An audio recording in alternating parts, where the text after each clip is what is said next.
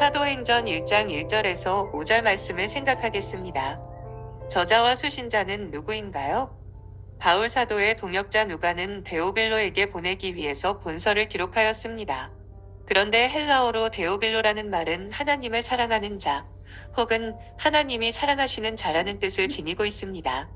누가복음 1장 3절에 언급되었듯이 데오빌로 각하라는 호칭으로 미루어 볼 때 아마 그는 총독 이상의 직위에 있던 로마 제국의 고관이었던 것 같습니다. 당시 막강한 권세와 지위를 누리던 로마 제국의 고관이었음에도 불구하고 데오빌로는 믿음으로 복음을 받아들여서 하나님이 사랑하시는 자가 되었습니다. 사도행전은 언제, 어디서 기록되었나요? 본서는 누가복음이 기록된 후 얼마 되지 않아 쓰여졌기 때문에 누가복음보다 조금 늦은 AD 63, 64년경에 기록된 것으로 알려지고 있습니다. 왜냐하면 본서에는 바울의 순교 사실이 기록되어 있지 않고 AD 64년에 시작된 로마의 박해에 관한 기사나 예루살렘의 함락 AD70 연에 관한 사건이 빠져 있기 때문입니다. 그 중에서도 특히 본서의 마지막 부분은 사도 바울이 로마로 잡혀가서 약간의 자유를 누리며 옥중 생활하는 모습이 자세하게 기록되어 있습니다. 이것은 본서가 로마의 박해로 인한 사도 바울의 순교 AD 66년경 이전에 기록되었음을 말해줍니다. 이러한 사실들을 볼 때 AD 63, 64년경에 기록되었다는 것이 가장 확실시되고 있습니다. 누가는 바울이 로마로 끌려갈 때 바울과 동행하였으며 끝까지 바울의 곁에 남아있으면서 바울의 옥중 전도 활동을 자세하게 기록하였습니다. 이와 같이 누가가 바울의 옥중 생활을 자세하게 기록하였고 또 그가 바울을 쫓아 로마까지 갔다는 사실은 본서가 로마에서 기록되었다는 유력한 증거가 되는 것입니다. 그러므로 본서는 로마에서 기록되었다고 보는 것이 가장 적절합니다. 사도행전의 기록 목적은 무엇인가요? 사도행전의 저장 목적은 누가복음의 앞부분에 기록된 대로 데오빌로로 하여금 그 배운 바의 확실함을 알게 하려는 데 있습니다. 즉 사도행전은 예수 그리스도의 행적에 이어 사도들에게 임한 성령의 역사를 계속해서 차례대로 서보내기 위하여 기록되었습니다. 이외에도 본서는 로마인에게 기독교를 변증하기 위하여, 즉 로마인들은 항상 사도들에 대해 우호적인 태도를 보였다는 사실을 알리기 위함입니다. 유대인들에게 복음의 진실성을 알리기 위하여 문서는 기록되었습니다. 그래서 사도행전은 구약의 말씀들을 인용하여 예수가 그리스도라는 사실을 강조하고 있습니다. 본서는 동방의 신비주의 사상에 사로잡힌 헬라인들에게 기독교를 가르칠 목적으로 기록되었습니다. 결국 본서는 로마가 지배하던 당시에 헬라의 신비주의적인 사고에 빠져 있던 각계각층의 사람들에게 기독교를 변증하며 유대인들에게 기독교가 예수님의 죽으심과 부활 곧 복음을 믿고 예수님을 섬기는 종교라는 것을 알리기 위해 기록되었습니다. 1에서 2절입니다. 데오빌로여, 내가 먼저 쓴 글에는 물은 예수의 행하시며 가르치시기를 시작하신부터 그의 택하신 사도들에게 성령으로 명하시고 승천하신 날까지의 일을 기록하였노라. 내가 먼저 쓴 글은 무엇인가요? 먼저 쓴 글은 누가복음을 말합니다. 누가복음에는 예수님께서 승천하시기 전까지 행하신 공생의 사역과 가르침에 대해 기록했습니다. 반면에 본서 사도행전에서는 예수님께서 승천하신 후의 사도들이 복음을 널리 증거하는 전도 활동에 대해 기록하고 있습니다. 예수 그리스도의 초림으로 말미암아 계속해서 시작된 하나님 나라는 우리 성도들의 복음 사역으로 확장되다가 마침내 주님의 재림으로 완성될 것입니다. 따라서 하나님 나라의 확장과 완성을 위해서 우리 성도들은 복음을 온 세상의 모든 민족, 모든 사람에게 속히 전파해야 마땅합니다. 누가복음에는 예수께서 행하시며 가르치시기를 시작하신부터 그의 택하신 사도들에게 성령으로 명하시고 승천하신 날까지의 일이 기록되어 있습니다. 이 내용은 누가복음에 기록된 것으로서 누가는 본서를 데오빌로에게 보내기 이전에 누가복음을 동일 인물인 데오빌로에게 보낸 적이 있습니다. 즉 누가가 이전에 데오빌로에게 보냈던 글에는 그리스도의 공생의 전반에 관한 내용이 기록되어 있었습니다. 이와 같이 누가가 데오빌로에게 그리스도의 공생애를 소개한 것은 데오빌로가 이미 들은 복음 가운데 더욱 굳건히 서 있도록 하기 위해서였습니다. 이처럼 우리 성도들도 그리스도의 말씀으로써 자신을 훈련시킬 뿐 아니라 주변에 있는 형제들을 더욱 격려하고 그들의 믿음을 굳건하게 하기 위해 노력해야 하는 것입니다. 성령으로 명하시고라는 말의 의미는 무엇인가요? 이것은 예수 그리스도의 사역이 성령의 지시에 의해서 이루어졌다는 뜻이며 동시에 그의 사역이 성령에 의해 계속되어질 것을 보여줍니다. 즉 예수 그리스도께서는 성령으로 잉태되었으며 세례를 받은 뒤 성령의 능력을 받았고 성령에게 인도되어 40일간 금식 기도하는 가운데서 성령의 능력을 체험하기도 하셨습니다. 이와 같이 그리스도께서는 공생애를 시작하시기 전에 성령의 능력을 받았으며 그는 성령의 의지에서 사역을 행하셨습니다. 뿐만 아니라 그리스도께서는 부활하신 후 제자들에게 성령을 받으라고 말씀하셨습니다. 이것을 볼 때 하나님의 거룩한 일은 성령의 도움에 의해서만 가능하다는 것을 알 수 있습니다. 그러므로 성도들은 하나님의 일을 하기에 앞서 무엇보다 성령의 능력을 받기 위해 힘써야 하는 것입니다. 매일매일 규칙적으로 시간을 정하여 하나님께 기도하며 면서 하나님께 감사하며 도우심을 구해야 하는 것입니다. 3절입니다. 해 받으신 후에 또한 저희에게 확실한 많은 증거로 친히 사심을 나타내사 40일 동안 저희에게 보이시며 하나님 나라의 일을 말씀하시니라. 해 받으신 후에는 무슨 말인가요? 고난받은 후에 라는 뜻입니다. 따라서 이 말은 예수님께서 고난을 받으시고 십자가에 못 박혀 죽으셨다가 사흘 만에 부활하신 후에 라는 종합적인 의미를 갖고 있습니다. 정령 기독교 신앙은 예수 그리스도의 고난과 죽음, 그리고 부활과 재림을 전제로 합니다. 오늘날 우리들도 주님께서 당신을 위해 친히 고난을 받으사 십자가에 못 박혀 죽으신 사실을 믿어야 합니다. 또한 성도를 하나님 앞에서 의롭게 하기 위해 죽음 가운데서 부활하셨으며 장차 성도를 영화롭게 하기 위해 재림하실 것을 확신해야 합니다. 만약 이러한 믿음과 확신이 없다면 그 누구도 결코 복음을 받아들이지 못할 것이며 따라서 참된 그리스도인이 아닌 줄 알아야 할 것입니다.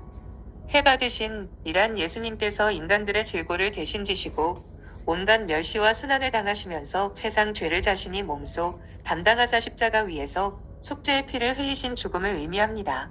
또한 이 치명적인 고난 후에 친히 사심을 나타내심은 그 죽음에서 부활까지의 사실을 포함합니다.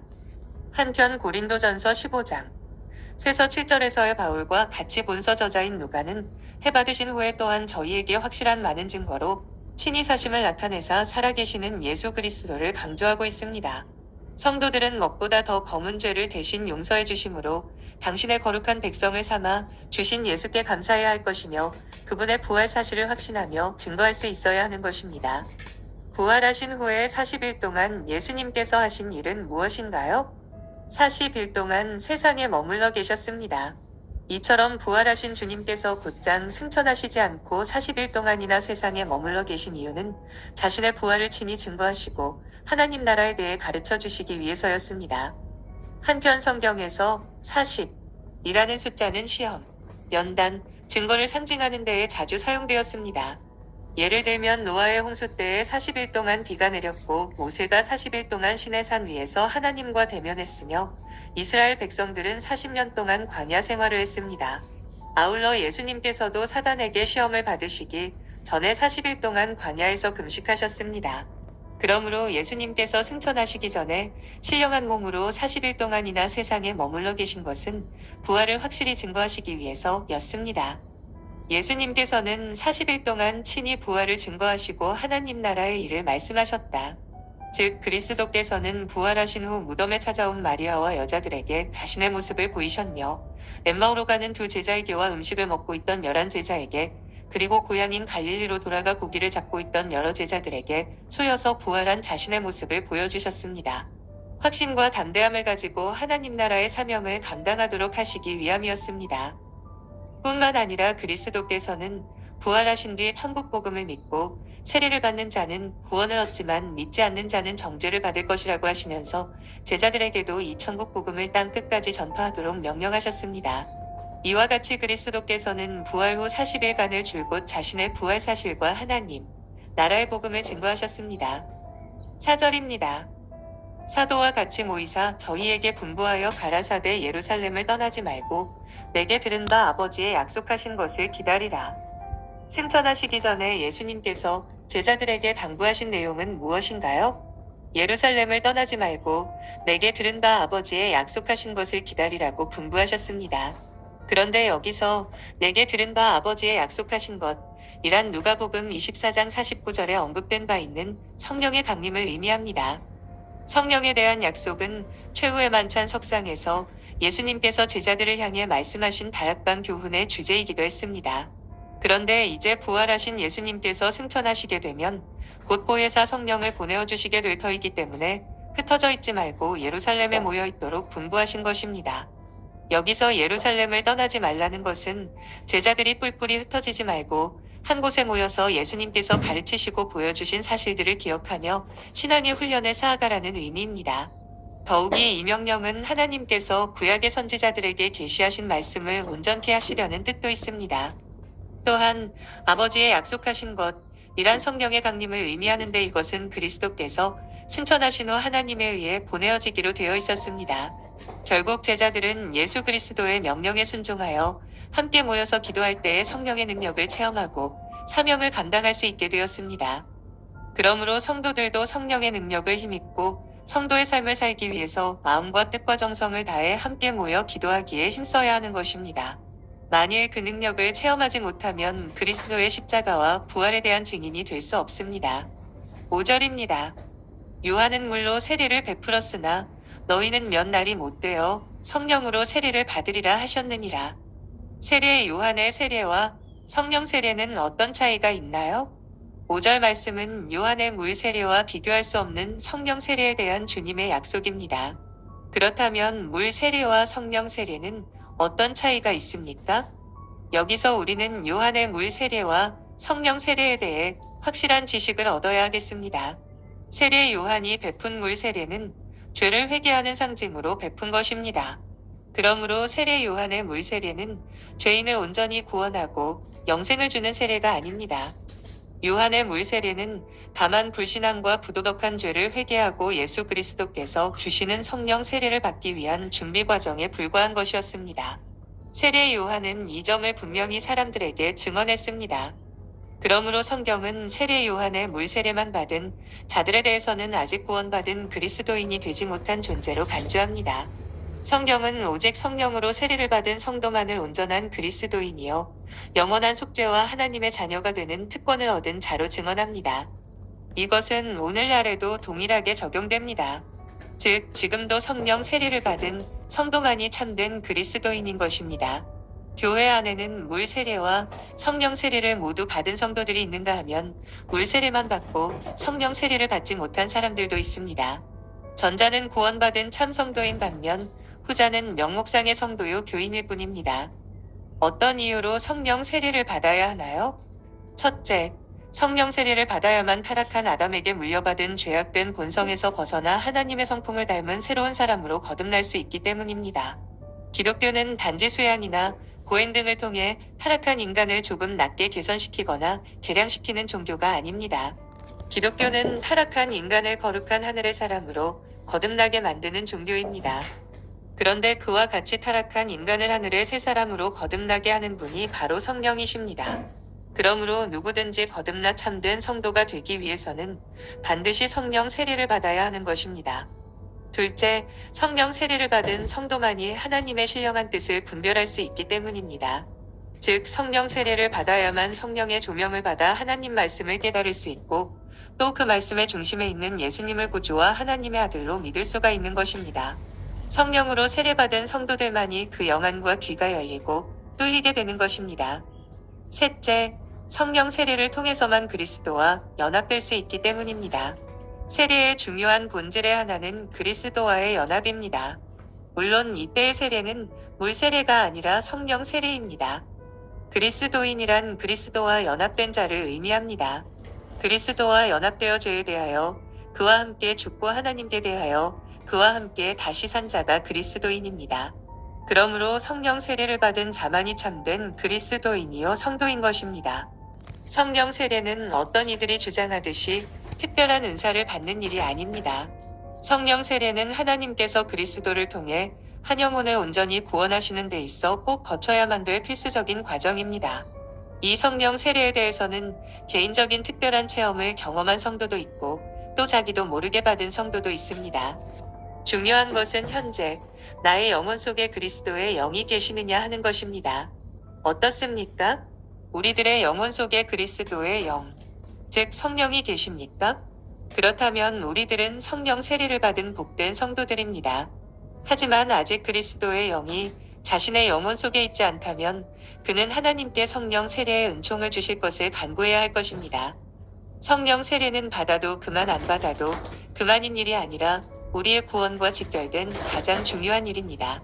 물론 진정으로 예수를 믿고 하나님의 말씀에 순종하는 사람은 다 성령 세례를 받은 사람들입니다. 왜냐하면 예수를 믿고 하나님의 말씀에 순종하는 것도 사람의 의지로 되는 것이 아니라 성령의 역사이기 때문입니다. 말씀을 맺습니다. 오늘 본문 사도행전 1장 1에서 5절은 부활하신 그리스도께서 하나님의 우편에서 성령을 통하여 계속해서 하나님 나라의 일을 계속하실 것이라는 사실을 보여줍니다. 그것은 교회를 통해서입니다. 사도행전은 그리스도께서 성령과 말씀으로 교회를 세워가시고 그 교회들을 통하여 하나님 나라를 확장해 가시는 과정을 기록하고 있습니다. 예수님의 제자들과 그를 따르는 무리들은 약속하신 성령의 능력과 다스리심과 도우심을 입어야만 예수님의 증인으로서의 삶을 살고 하나님 나라를 건설하고 확장하는 일을 할 수 있었기 때문에 순절날에 성령님을 기다려야 했었던 것입니다. 오늘날에도 성령을 통하여 우리와 함께 계시는 예수님은 교회를 통하여 복음을 전하게 하시고 예수님의 죽으심과 부활을 증거하도록 함으로 하나님 나라의 일을 계속하고 계십니다. 교회가 그 사명을 감당하기 위해서는 먼저 복음의 내용을 먼저 예수님의 죽으심과 부활 곧 복음을 바르고 굳게 믿어야 합니다. 그리고 말씀과 기도의 경건생활 가운데 성령의 도우심과 다스리심을 잘 받아가야 하는 것입니다. 아멘.